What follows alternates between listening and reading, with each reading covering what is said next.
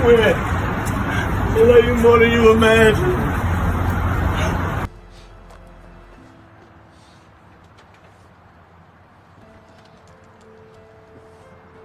We begin with breaking news from the University of Alabama. Just 3 hours ago, a member of the basketball team, who's also a D.C. native, along with a Maryland man, are both charged with capital murder. There's a little boy named Kane. He is 5 years old. And the last thing his mother was teaching him before she was taken from this world was how to ride his bicycle. Training wheels still on. Just a little boy and his mama figuring it out together. Carla knew years ago her daughter was going to be something, from being a cheer dancer at Winona High School to way back in preschool when she named herself Princess Jamia. Everything that she did, they followed behind her. Leader. A leader. That mother's name was Jamia Janae Harris. She was 23 years old. She was from Birmingham, Alabama, and on the early morning of January 15th, 2023, she was sitting in the front passenger seat of a black Jeep on a busy ST in Tuscaloosa, out with her boyfriend, out with her cousin, when her life was ended. She was not in a fight. She was not a threat to anyone. She was sitting in the front passenger seat of a black Jeep on the Strip, the stretch of nightlife near the University of Alabama campus. She was there with her boyfriend and her cousin. She was not in a fight. She was not a threat to anyone. According to prosecutors, what started the chain of events that ended her life was this. A man approached her. She turned down his advances, and she told him she had a boyfriend. That rejection, that simple, completely reasonable response, set off a series of decisions that left a 23-year-old woman dead on a street in Tuscaloosa. The two men charged of her murder were Darius Miles, a 21-year-old former University of Alabama basketball player and his childhood friend, 20-year-old Michael Lynn Davis. Back home in Birmingham. Let's go now to our Jake Stanzo, who is live in Tuscaloosa. Jake, head coach Nate Oakes addressing the reporters today and talking about this tragedy. Yeah, I've got 3 daughters. Went through my mind how easily could have been one of mine. Tough situation. Talked to Darius's mother multiple times yesterday. Very hard situation on both accounts. So, just continue to pray for Jamia and her family, although I didn't know them, but they're certainly in our thoughts and prayers, and continuing to pray for Darius's situation too. It's just an unfortunate incident that wish we weren't having to deal with today. The university issued a statement saying Miles is no longer a member of the basketball team. Mia had a 5-year-old son named Kane. He was just learning to ride his bike, and when his mother was killed that night, her family was still trying to find the strength to tell him she was never coming home. Her mother, Carla, and stepfather Kelvin said it publicly and clearly. I will fight for justice for this senseless act from both suspects. Not involved. just for her, but for her son as well. They need to know that she wasn't just a random person. She was a mother. She had a child at home waiting on her. She was not just a random person. She was a mother. There was a child at home waiting on her. This case made national headlines. It raised hard questions about gun violence, accountability, and what it truly costs when a woman's answer is not respected. We are going to walk through all of it. Stay with UA student Darius Miles was arrested over the weekend. Michael Davis was also arrested, having no connection with the school. Both Miles and Davis are being held without bond on capital murder charges. Well, Jamia Harris was a 23-year-old mother from Birmingham who was enjoying life in Tuscaloosa alongside her cousin and her boyfriend. Today, her family still in shock. Only on WVTM 13, our Rick Carley sits down with Jamia's mother and stepfather, who are trying to come to grips with this tragic loss. How can a 23-year-old friend, a mother, a daughter, be gone so soon? Jamia Harris's mother and stepfather have no answers. Just a day after they lost her, they want the world to know about their princess, Jamia. I don't want her story to get lost. I don't want her to get lost as just a name in a newspaper. I want people to know who she was and that she was a good person. She really was. She was a good person and she didn't deserve it. DeCarla Hurd and her husband Kelvin wished Jamia well on Saturday as she headed to Tuscaloosa with her boyfriend and cousin. In the early hours of Sunday, Jamia was gone.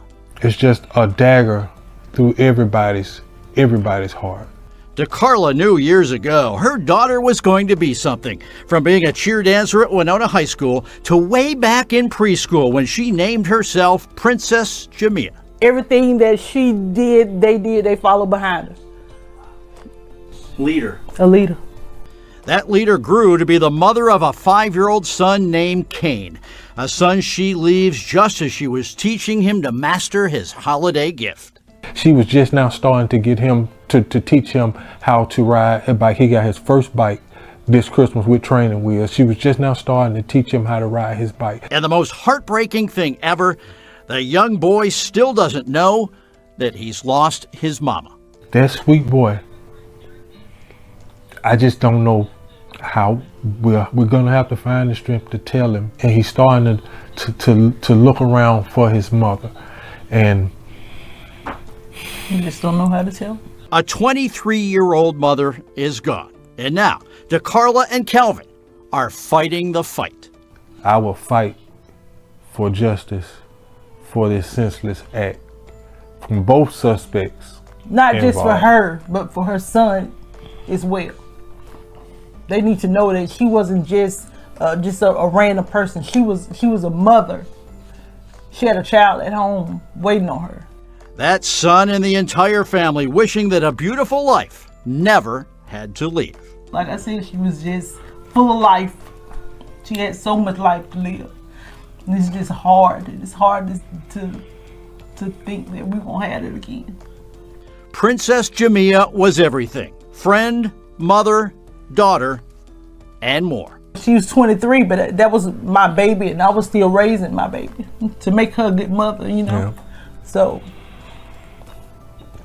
I'll never be the same person again. This time it appears that the only motive to this was a minor altercation that these individuals had with the victim as they were out on the street. Let's go now to our Jake Stanzo, who is live in Tuscaloosa. Jake, head coach Nate Oakes addressing the reporters today and talking about this tragedy. Yeah, I've got 3 daughters. Went through my mind how easily could have been one of mine. Tough situation. Talked to Darius's mother multiple times yesterday. Very hard situation on both accounts. So, we just continue to pray for Jamia and her family, although I didn't know them, but they're certainly in our thoughts and prayers, and continuing to pray for Darius's situation too. It's just an unfortunate incident that wish we weren't having to deal with today. The university issued a statement saying Miles is no longer a member of the basketball team. Right now at 6, the family of Jamia Harris talking to us after a jury found Michael Davis guilty of capital murder in her shooting death. He and former Alabama basketball player Darius Miles both charged in a case getting national attention. Your reporter Anjanae Robinson live from Tuscaloosa after spending the day in the courtroom seeing this verdict firsthand. Anjanae. Yeah, that's right, Jonathan, Sarah. And I want to go back to right before the jury made the decision and made their verdict. You know, they asked to actually rewatch that traffic camera video that shows the shooting incident happening. And about 30 minutes later, that's when they came to their decision and found Davis guilty of capital murder. Now, the judge also sentencing him to life in prison without parole. Now, this decision, it of course comes after a long week of witness testimony that included Michael Davis and former Alabama basketball player Brandon Miller, who brought the gun to the scene after getting a text message from Darius Miles. Now, during closing arguments today, the prosecution wrapped up by reminding the jury of a young mother in the Jeep, Jamia Harris, who unfortunately lost her life after being shot in the face. Now, Harris' family, of course, overjoyed by the jury's verdict, but no, this is not the end. We are elated with the verdict. We are. Do you feel like this is we're moving in the right direction? Absolutely. For your daughter? Absolutely. But it doesn't stop here. It's a wonderful Mother's Day gift. It is a wonderful. I feel my daughter with me in this moment. One down, one to go.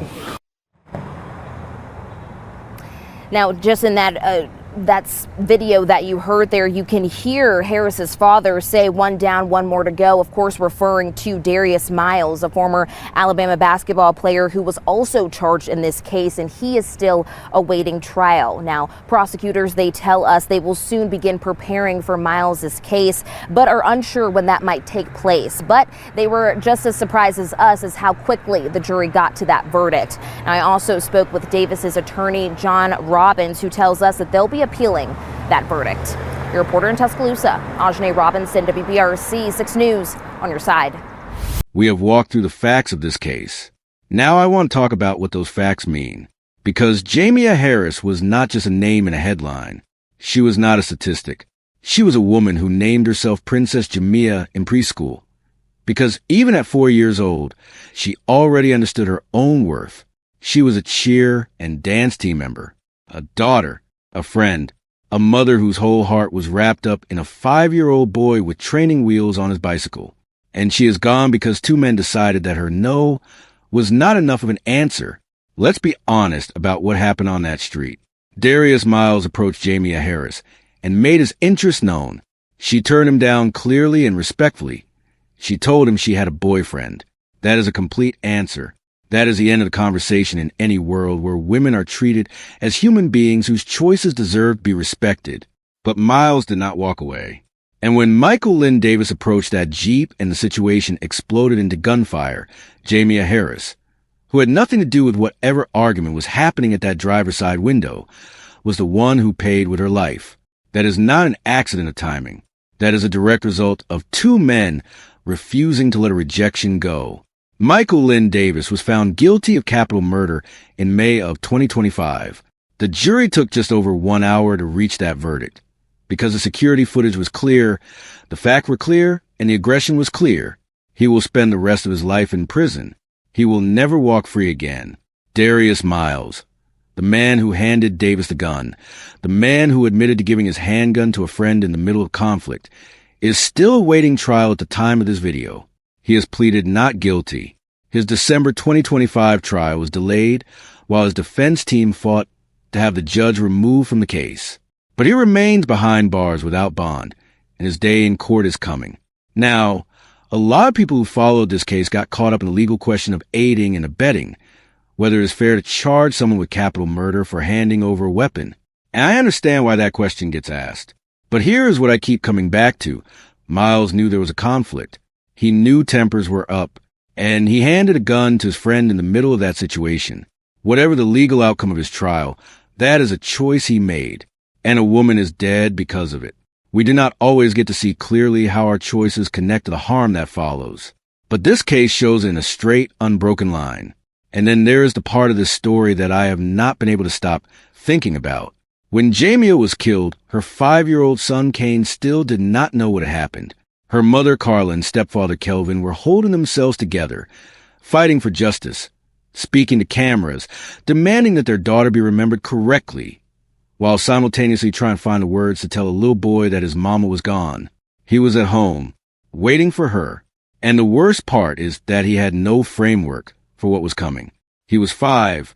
He was learning to ride a bike. His world was small and safe and full of his mother, and then it wasn't. And there was nothing anyone could do to soften that. Jamia Harris deserved to be there when Kane took those training wheels off. She deserved to see him start school, lose his first tooth, grow tall, grow up. She deserved every single year she was never going to get. And what I want you to take away from this story, beyond the verdict, beyond the charges, beyond the legal proceedings, is this. The people who suffer most when violence like this happens are almost never the ones who made the choices that caused it. It was not Jamia who escalated that night. It was not Jamia who refused to walk away. It was not Jamia who handed anyone a weapon. She just said no, and she paid for it with everything. So remember her name. Say it clearly. Jamia Janae Harris, 23 years old, a mother, a daughter, a woman who knew her worth from the time she was old enough to give herself a name. She mattered. Kane matters. And stories like this one deserve to be told until the world finally decides to do better.